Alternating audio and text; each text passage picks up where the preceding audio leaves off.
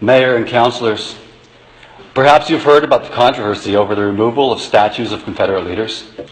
In Charlottesville, Virginia, it was so controversial that people who opposed removal of a statue of Robert E. Lee rallied, unfurled swastika banners, and instigated a riot which killed one person. Despite neo-Nazi opposition, statues are still being removed.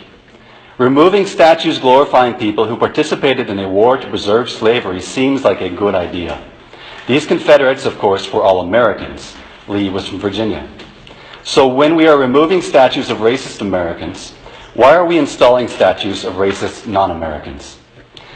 On October 2nd, 2016, the Davis City Council unveiled a statue of Indian politician Mohandas Gandhi at Central Park. The statue was paid for by the Indian government, but it was vehemently protested by a diverse range of Californian citizens.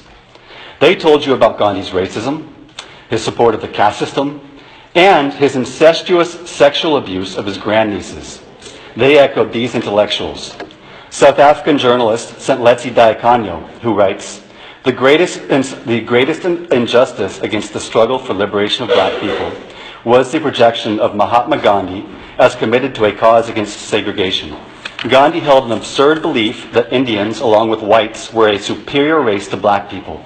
He conspired with the oppressive white government in promotion of segregation of black people.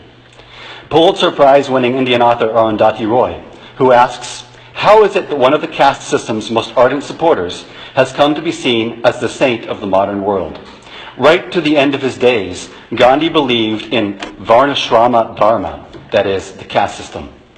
Indian feminist Rita Banerjee, who writes, Gandhi used his position to sexually exploit young women.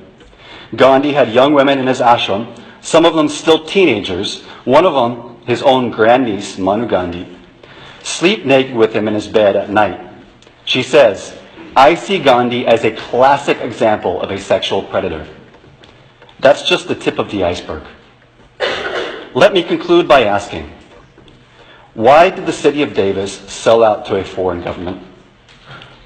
On which side of the racial issue does the Davis City Council stand? And when will you remove the statue of a racist, casteist, sexual predator? I've delivered these remarks on behalf of the Organization for Minorities of India, a registered California nonprofit, and I thank you for your time.